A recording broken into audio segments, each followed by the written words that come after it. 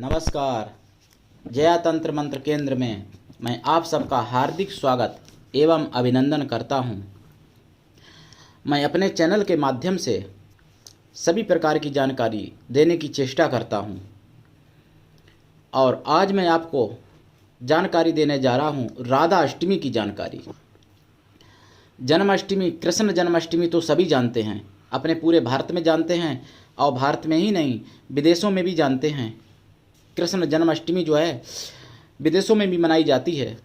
पूरे विश्व में कृष्ण जन्माष्टमी कुछ ना कुछ लोग हर देश में जानते हैं और मानते भी हैं, किंतु राधा अष्टमी एक ऐसी अष्टमी है जिसको लोग भारत में भी नहीं जानते। आज के समय भारत में भी नहीं मानते राधा अष्टमी समय बहुत।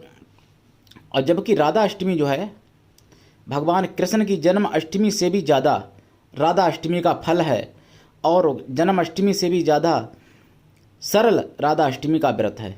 जन्माष्टमी के व्रत में जन्माष्टमी के व्रत में कृष्ण जन्माष्टमी के व्रत में रात के 12 बजे पूजा पाठ की जाती है और 12 बजे तक बहुत से लोग ऐसे भी हैं जो कि नहीं जग पाते हैं और कह देते हैं मैं शाम को ही पूजा कर लूँगा, और शाम को कर लेते हैं बहुत से लोग। हालांकि ऐसा शास्त्र में विधान नहीं है, लेकिन लोग करते हैं। ऐसा नहीं करना चाहिए। जिस समय भगवान कृष्ण का जन्म होता है उसी समय पूजा पाठ करके प्रसाद ग्रहण करके तब व्रत को पूर्ण मानना चाहिए। किंतु राधा अष्टमी एक ऐसा पर्व है जो दिन के 12 बजे राधा महाशक्ति का, राधा आदिशक्ति का जन्म हुआ था दिन के 12 बजे। और भादों के महीने में भाद्रपद मास में भगवान कृष्ण का जन्म कृष्ण पक्ष में हुआ था रात के 12 बजे। किंतु राधा अष्टमी के दिन राधा का जन्म दिन के 12 बजे भादों के शुक्ल पक्ष में हुआ था। राधा अष्टमी प्रतिवर्ष आती है। जन्माष्टमी, कृष्ण जन्माष्टमी की तरह राधा अष्टमी बरसाने में मनाई जाती है बहुत ज़्यादा। बरसाने में राधा अष्टमी का पर्व जन्माष्टमी, कृष्ण जन्माष्टमी की तरह मनाया जाता है, किंतु इनकी पूजा दिन के 12 बजे होती है राधा अष्टमी के दिन। ये 2020 ईस्वी 2020 चल रहा है और 2020 में भादों के महीने में 25 अगस्त दिन मंगलवार को राधा अष्टमी का महापर्व पड़ रहा है। वैसे सप्तमी है, किंतु व्रत उसी दिन रहा जाएगा। राधा अष्टमी का व्रत दिन के 12 बजे मंगलवार के दिन राधा अष्टमी को राधा की पूजा होगी। 25 अगस्त को, 25 अगस्त 2020 दिन मंगलवार दोपहर 12 बजे राधा अष्टमी को पर्व है और राधा का जन्म होगा। आप जो है राधा को जन्म उत्सव भगवान कृष्ण की तरह मनाइए। पंचामृत इसमें भी बनता है, इसमें भी पंजीरी और मेवा मिष्ठान आदि का भोग लगाया जाता है। भोग लगाने के बाद, पूजा करने के बाद, राधा माता से क्षमा मांगने के बाद फिर आप भोजन कर सकते हैं दोपहर 12 बजे के बाद। ये राधा अष्टमी महापर्व है, इसको लोग कम जानते हैं। मेरी ये सोच है, मैं ये चाहता हूँ कि आप सनातन धर्म को अधिक से अधिक प्रचारित करें। आप राधा अष्टमी के बारे में स्वयं भी जानें और लोगों को भी बताने की चेष्टा करें, क्योंकि राधा अष्टमी जो है महापर्व है और इसको लोग जानते नहीं हैं। जबकि पढ़े लिखे बहुत लोग हैं, पहले लोग पढ़े लिखे नहीं होते थे, लेकिन फिर भी तीज त्यौहार पर्व जानते थे, मानते थे। किंतु जितने ही लोग आज के दौर में, आज के समय पढ़े लिखे होते चले जा रहे हैं, जितना लोग कहते हैं कि मैं तरक्की कर रहा हूँ, लोग कहते हैं कि समय विकास कर रहा है, लेकिन मैं विकास नहीं मानता हूँ कि विकास हो रहा है। क्योंकि यदि विकास हो रहा है तो आपका आध्यात्मिक ज्ञान कहाँ गया? केवल डिग्रियां रखने से विकास नहीं हो जाता है। देखो, अकबर बादशाह एक अक्षर नहीं पढ़े थे, लेकिन वो कड़े हुए थे।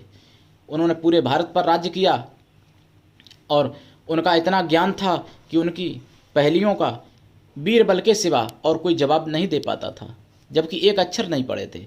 ज्ञान होना बहुत ज़रूरी है और पढ़ाई होना तो खैर ज़रूरी है ही आज के दौर में, लेकिन पढ़ाई से भी अधिक ज्ञान रखना ज़रूरी है। ज्ञान जब होगा और उसका उपयोग करोगे, पढ़ाई से ये हो जाता है कि आपको प्रमाण मिल जाएगा कि आप इतने पढ़े हो, लेकिन ऐसा नहीं कि पढ़े लिखे बहुत हो और ज्ञान कुछ भी नहीं है तो बेकार है। पढ़ाई और ज्ञान दोनों की ज़रूरत है। ऐसा नहीं कि केवल ज्ञान हो पढ़ाई ना करो। भाई आज का समय है, पढ़ाई भी ज़रूरी है लेकिन ज्ञान भी ज़रूरी है। ज्ञान हमेशा ज़रूरी रहेगा, तो पढ़ाई और ज्ञान दोनों होना चाहिए। इसका मतलब, इसका अर्थ यह है कि आप आध्यात्मिक तीज त्यौहार जानें और आध्यात्मिक पर्व जानें, क्या क्या पर्व होते हैं, क्योंकि हमारे सनातन धर्म में जो भी पर्व होते हैं कुछ ना कुछ उनका वैज्ञानिक अर्थ जरूर है। वो वैज्ञानिकता से जुड़े हुए हैं और आध्यात्मिकता से भी जुड़े हुए हैं। इसलिए आप जितने हो सकें अपने सनातन धर्म के, हिंदू धर्म के पर्वों को मनाया करें। तो उन्हीं पर्वों में से एक महापर्व है राधा अष्टमी। राधा अष्टमी के दिन आप सुबह नहा धो के पूजा पाठ करें, फिर दोपहर 12 बजे तक व्रत रहें, पानी ना पिएं। यदि पानी प्यास लगती है, नहीं कंट्रोल होता है तो पानी पी लेना और कुछ ना खाएं। यदि फिर भी कंट्रोल नहीं होता है तो आप कुछ फलाहार ले सकते हो, किंतु राधा अष्टमी को दोपहर 12 बजे राधा देवी का पूजन करें। भगवान कृष्ण का भी पूजन करते हैं, क्योंकि राधा भगवान कृष्ण के बिना नहीं है और कृष्ण भगवान बिना राधा के नहीं है। इसलिए राधा कृष्ण का दोनों लोगों का पूजन करके, दोनों महाशक्तियों का पूजन करके, धूप दीप से, मिष्ठान से, फलों से, पंजीरी, चरणामृत, पंचामृत से पूजन करके और सब लोगों को प्रसाद बांट के स्वयं भी प्रसाद ग्रहण करें और फिर आप भोजन करें। राधा अष्टमी आपका व्रत संपन्न होता है। 2020 में 25 अगस्त मंगलवार के दिन राधा अष्टमी का महापर्व पड़ रहा है। और यदि आप हमारे चैनल पर नए हैं तो मेरे चैनल को आप अवश्य सब्सक्राइब कर लें, ताकि मैं किसी भी प्रकार का कोई भी वीडियो डालूं तो आप तक तुरंत पहुंच जाए। आप विश्व में किसी भी कोने में हैं या आप हिंदू, मुस्लिम, सिख, ईसाई किसी भी धर्म से मिलान करते हैं, किंतु यदि आपके जीवन में कोई समस्या है तो आप मुझसे अवश्य संपर्क कर सकते हैं। जैसे भूत बाधा, प्रेम बाधा, विवाह में बाधा, नौकरी में बाधा, कारोबार में बाधा, अधिक समय तक बीमार बने रहना, दवा का न लगना, या और कोई समस्या आपके जीवन में हो सकती है तो आप मुझसे अवश्य संपर्क करें और मेरे द्वारा आप लाभ उठाएं। यदि आपको तंत्र मंत्र से जुड़ी हुई किसी भी प्रकार की कोई सामग्री चाहिए, किसी भी सिद्धि साधना के लिए माला चाहिए, जैसे स्फटिक माला, संग सितारा की माला, फिरोजा की माला, मूंगा की माला, मोती की माला, लाल हकीक, पीला हकीक, काला हकीक, हरा हकीक, सफ़ेद हकीक की माला, किसी भी हकीक की माला, या एक मुखी से लेके 21 मुखी तक कोई रुद्राक्ष चाहिए, किसी भी प्रकार का, नेपाली, इंडोनेशिया का, मलेशिया का, या रामेश्वरम का, असम का, हरिद्वार का, किसी भी प्रकार का रुद्राक्ष चाहिए तो आप मुझसे अवश्य संपर्क कर सकते हैं। यदि आपको किसी भी प्रकार की कोई शिवलिंग चाहिए, जैसे पारा की शिवलिंग, स्फटिक शिवलिंग, नर्मदेश्वर शिवलिंग, संगमरमर की शिवलिंग, या किसी भी धातु की शिवलिंग, तो आप मुझसे अवश्य संपर्क कर सकते हैं।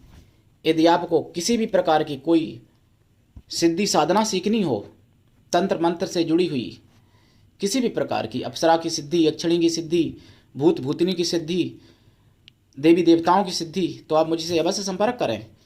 मेरा मोबाइल नंबर है 9305 63 71 73। यदि आप मेरे चैनल पर नए हैं तो मेरे चैनल को आप अवश्य सब्सक्राइब कर लें और मेरे चैनल को आप लाइक भी करें, शेयर भी करें। यदि कोई शंका है तो आप कमेंट करें, आपके लिए कमेंट बॉक्स खाली है। तो आज के लिए इतना ही, धन्यवाद। राधे राधे। हमारे चैनल को लाइक, शेयर व सब्सक्राइब करें। धन्यवाद। राधे राधे।